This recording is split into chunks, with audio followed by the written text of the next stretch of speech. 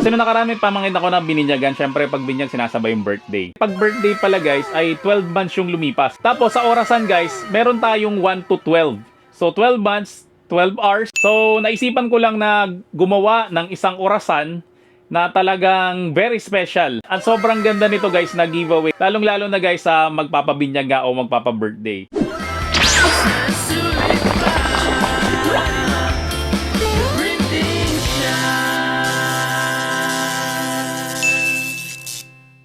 So una natin gagawin, syempre hanapin muna natin yung 12 picture nung bata. So ito yung sample ko guys, yung anak ko. So ito yung first month to 12 months niya, no? So wag nyo kakalimutan kung ano yung first month. Halimbawa ito, so i-rename nyo lang siya. Then ilagay nyo 1. Ito, ilagay nyo 2. Yan, so guys, na-rename ko na siya. So nakakatuwa to guys, no? Kapag ang gagawa nyo yung sarili nyong anak, kamukha nitong anak ko, yan, no? Ito yung bagong panganak siya. Tapos, ito yung number 2. Then, ito yung number 3. Ito, nakakita na siya, kaya tumatawa na siya. Number 4, ito, buibilog na yung mata niya. Then, number 5, yan, nagiging botsyog na. Ito, number 6, ayun, no? Marunong na siyang tumawa. Number 7, iyak na. Number 8, yan, nagpapapogi na. Number 9, ito, binisita namin yung isa sa mga lola niya sa Taguig. Number 10, yan, so marunong na rin siya umarap sa camera. 11, nagpa-photo studio kami. Syempre, kasi nga malapit na yung 1-year-old niya. Which is ito, na unang-unang haircut niya. Kasi nga may paniniwala kami sa pamilya namin na bawal mong pagupitan hanggat di pa dumarating ng 1 taon. Yan, so nakakatuwa, no? Mga memories. So, ang next natin na gagawin dito ay halimbawa itong number 4 na to. So right click mo muna siya. Then itong photos, edit with photos. So very simple lang naman to. Ikakrap nyo lang siya. Hanggang yung ulo niya lang yung nakikita sa frame. Save mo lang siya. So ganito yung magiging itsura niya guys. So dapat yung ulo lang talaga. Then mag-open ka guys ang browser. Tapos i-type mo lang remove.bg. Tapos ang gagawin mo, itong picture na to, idadrag mo lang siya dito. So ito guys yung pinakamabilis na paraan para mawala yung background niya. Yan, so nawala na siya. Pero ang kailangan lang talaga natin guys ay yung pinakaulo niya. So para mawala to guys, itong color orange na to, ang gawin mo, i-click mo lang tong erase and restore. So pwede mo tong lakihan, pwede mo tong liitan. So hindi naman kailangan na perfect na brush. Basta kailangan hindi ka lang pasmado para hindi nanginginig yung kamay mo. Yan. Tapos ito rin kabila, so litan ko pa ng konti yung brush para kumasya dito. Yan. Lakihan lang natin to, tapos i-brush pa natin tong mga natira. So ganyan guys, okay na yan, no? So hindi naman kailangan sobrang perfect. Tapos i-click mo lang tong download, tapos click mo lang yung preview. So pag na-download mo na siya guys, ganito yung magiging itsura niya. Yan, di ba? Ang cute. So ito guys yung mga nagawa ko na. So 1, 2, 3, 4, 5, 6, 7, 8, 9, 10, 11, 12. Yan. So, 12 na guys yung nagawa natin. So, next na gagawin natin ay check nyo yung description section ng video na to, no? Kasi meron akong ginawang template dyan na pwede nyo ma-open na Microsoft Word. So, ganito guys yung itsura niya. Yan. So, ang gagawin natin dito ay diagonal shape. So, nandito guys yung 12. Tapos nandito yung 6, nandito yung 9, nandito yung 3. So ang gagawin lang natin dito guys, syempre itong 1, idadrag lang natin siya dito. Yan, so panadrag natin siya guys, right click lang natin, wrap text, then in front of text. Yan, tapos ikutin lang natin siya. Tapos magandang size nito guys, yung height niya, gawin mo na lang 1.2. Yan, tapos ilagay mo siya guys dito sa 1. Kasi again, ito yung 12, ito yung 6, so dito yung 1. Tapos medyo madilim guys yung picture niya, so double click mo lang siya, then correction mo lang siya. Tapos mamili ka lang dito guys ng magandang kulay para sa'yo. Example ito. Then next natin guys, right click mo to, format picture. Then dito guys, click mo tong shadow. So ang pinipili ko dito guys ay itong offset na bottom right. Yan, so ganyan itsura niya guys. Then ang transparency ko is 20. Then yung size ko guys is 105. Yan, so makikita nyo guys na nakalutang na yung ulo niya. So gagawin rin natin guys sa iba pang ulo. A few moments later. So ito na guys yung nagawa ko. Yan yung 12 ulo. So para mapantay mo guys yung mga ulo na to, so ang gawin mo, i-click mo lang yung ulo, tapos press mo lang yung shift sa keyboard mo, tapos i-click mo guys lahat ng ulo. Yan, so pag na-click mo na siya guys lahat, right click mo lang siya, then group mo lang siya guys, then click mo tong group. Tapos i-rotate mo siya na ganyan, yung parang sa orasan. So, para makita mo guys kung pantay ba siya. So, kung hindi siya pantay guys, right-click mo to, group mo, then ungroup mo siya guys. Tapos, pwede mo tong ikot-ikutin bawat isa. So, ito pwede mo tong ikutin kung ganyan gusto mo, kung ganyan gusto mo. Pero dapat pantay siya. So, ito hindi ito masyadong pantay, so ikutin natin siya. So, kapag okay na sa'yo yan, yung ganyang pantay-pantay na siya. So, ganun ulit gawin mo. Click mo yung picture, then hold mo yung shift sa keyboard mo. Click mo ulit lahat, yung 12 ulo. Yan, tapos right-click mo again, group. then click mo ulit tong group. Tapos i-rotate mo ulit siya, dapat ito ulit ay nandoon sa 12 o'clock. Yan, so ganyan na siya guys. Then itong mga layout na to, pwede mong palitan yan. Pero ang importante dyan guys, itong maliit na bilog na to, yan, wag mo nga alisin yan kasi dyan tayo magbubutas mamaya. So paano mo papalitan to guys, itong mga layout na to? So pwede mo i-click yan, right click mo lang siya, format shape, tapos click mo lang tong fill and line, tapos click mo lang tong fill, tapos pwede ka na mamili dito. Gusto mo guys no fill, ano kaya solid color, yan pwede ka mamili ng iba-ibang kulay dyan. Limbawa red yung gusto mo, so pwede rin gradient fill, yan pwede ka mamili dyan. Pwede rin picture, nakatulad ng ginawa ko, so pwede ka mag-insert ng picture from a file, then example, ito, i-click ko to. Yan, so ganyan yung mangyari. O pwede rin naman texture fill, yan, pwede ka mamili dito. So depende sa'yo guys yung pagde-design mo. Then pwede rin guys pattern fill, yan, kung gusto mo mas simple guys yung orasan mo. Pero ibalik lang natin dun guys sa design namin, yan. So ito rin guys, ganun rin, pwede mo rin siyang palitan. So format shape mo lang rin siya. Fill and line, tas yan, pwede ka rin mamili dito ng gusto mo. Pwedeng gradient, pwedeng picture, or anything na gusto mo. Okay? Pero ito, wag mo rin itong aalisin. Ito, kasi dyan tayo magbubutas mamaya. So next natin na gagawin, syempre click natin tong file, click natin tong print, then printer properties natin, Epson Premium Glossy, syempre gawin nating high, then okay natin, tapos i-print na natin siya. So sa mga nagtatanong guys, no, kung ano bang klaseng printer ang ginagamit ko sa pag-print ng mga sticker dito sa The Printing Shop, ang ginagamit ko guys ay itong Epson na L121 printer, tapos meron siyang pigment ink. Kaya guys, pigment ink ang ginagamit natin kasi ito guys yung ink na hindi siya kumukupas. Hindi ka mukha guys nung original na ink na nasa loob ng box ng Epson, kumukupas yun. So nakakaya naman guys sa mga customer, no, na nag-offer ka ng printing tapos ilang linggo lang or ilang buwan lang yung lumipas, kumupas na yung print mo. So kung saan nakakabili ito guys, no, hanapin mo lang kami sa FB, The Printing Shop, at sabihin mo lang guys na bibili ka ng printer with pigment ink. So guys, ito na yung na-print natin. So ang next natin na gagawin, syempre lalaminate natin siya ng phototop para lalo siyang gumanda. So napili ko ngayon na phototop ay itong holographic na rainbow. Yan o, papansin nyo may rainbow siya sa loob. Suksok mo lang siya, cold, forward, then run mo lang siya saglit ng saglit. Patayin mo kaagad para lang maipit siya at hindi siya matanggal. Then i-open mo lang siya, lagay mo sa dulo. Tapos syempre suksok lang natin to.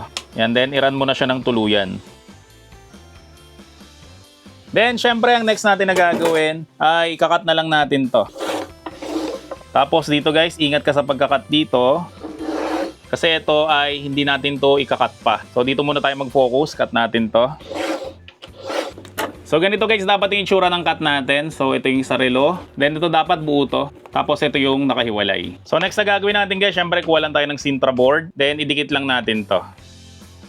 Then next natin na gagamitin guys, itong Sintra side cutter. Yan, para 1 inch ka agad. Diba kasi usually guys, sinusukat natin to 1 inch. Tapos sa dulo 1 inch rin. Tapos saka natin kinakat siya na ganyan. So minsan tabingi yun eh. So maganda guys, gumamit kayo ng itong Sintra side cutter.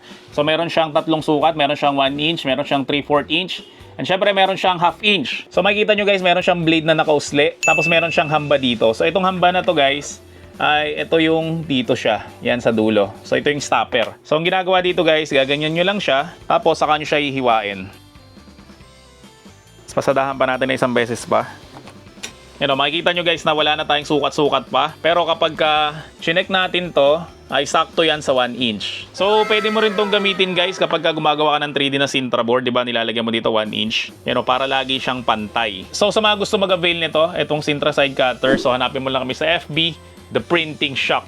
So next natin na gagawin guys, syempre susukatin natin to kasi kukuha tayo ng 4 na piraso ng 2 inches. So kuha lang tayo ulit ng pen knife, then ikat lang natin siya. So pag nagkakat kayo guys, huwag nyo mamadaliin. So huwag dagurin nyo lang para hindi siya tumabingi. Yan, so 1, 2, 3. So guys, mayroon na tayong naputol na 4 na 1x2 na Sintra board. So next step natin guys, dito naman tayo kukuha. Dito sa sobra na to. So kukuha tayo guys ng 2.2 inches. So wag nyo guys kakalimutan yung 0.2 ha. 2.2 inches yung kailangan natin. Yan, so yan guys yung nakuha natin. So dalawa siya. So gagawin natin ngayon guys ay ikakat ulit natin siya ng ruler at nitong pen knife. So ito guys, again yung mga Sintra board na ginawa natin. So dalawang 2.2 by 2.2, tapos ito 4 na 1x2 inches. So next na kailangan natin itong glue na kasama rin sa Sintra board na business package, no. So pagkakabit-kabitin natin to. Itong ginawa natin na 1.2.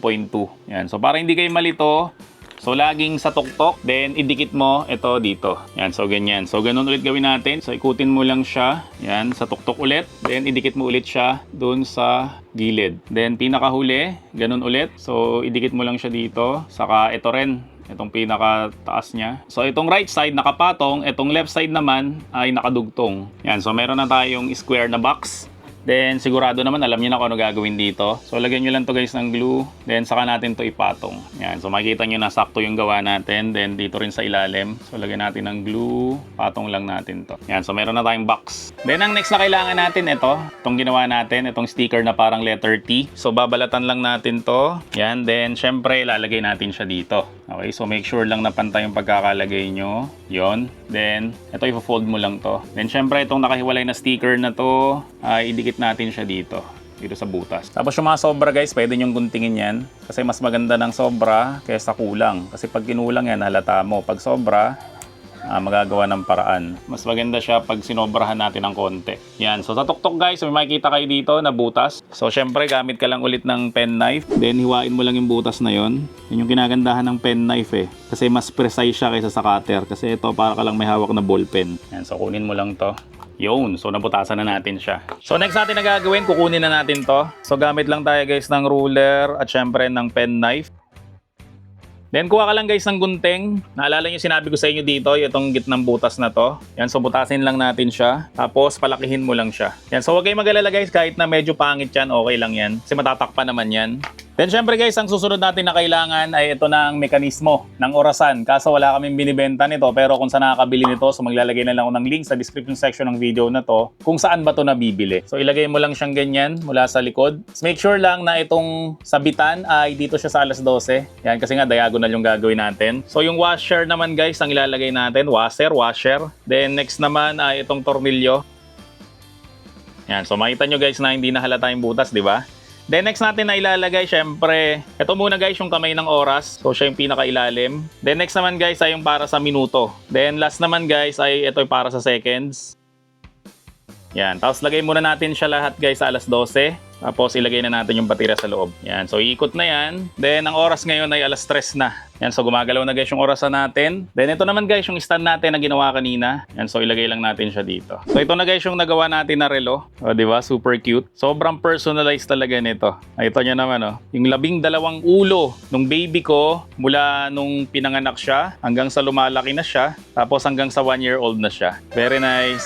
So about sa presyo naman ito guys, ang magagastos mo dito siguro mga 90 pesos. Tapos mabibenta mo to ng up to 350 pesos. So bakit sir ang mahal naman yan? 'Di ba sa mga mall 200 to 250 lang naman ang mga orasan. Kasi guys sa printing business hindi lang dito binibilang yung materials na ginamit mo. Binibilang rin dito guys syempre yung effort mo. And isa pa guys, customized to. Ibig sabihin, ako lang ang meron nito sa mundo. So yung nakikita natin sa mga mall kaya mura yun kasi tawag dun guys is mass production. So kapag ka maraming ginawang gano'n, nabibenta nila ng mas mura yon. So, gano'n rin guys sa may printing. So, kapag ka maraming pinagawa sa'yo guys, syempre bibigyan mo siya ng discount kasi nga mass production na yon. Kapag ka mga 20 pataas ang ipapagawang ganito, pwede mo itong ibenta ng 250 pesos ang bawat isa. So guys, lahat ng mga materials, printer, cutters, at syempre yung mga supplies na pinakita ko dito sa may vlog na to is available yan sa amin. So kung gusto nyo guys mag-avail, no, hanapin nyo lang kami sa FB, The Printing Shop, at sabihin mo lang guys na naparod mo tong video na to no, para bigyan ka ng discount. Kasi guys, kung susuportahan mo kami, syempre susuportahan rin namin kayo sa pamamagitan ng pagbibigay ng mga unique na idea na kamukha nga nito. So kung nag-avail ka sa amin guys, so maraming salamat sa iyo. See you in my next video and bye-bye! The Printing Shop, ayos na sulit pa. The Printing Shop.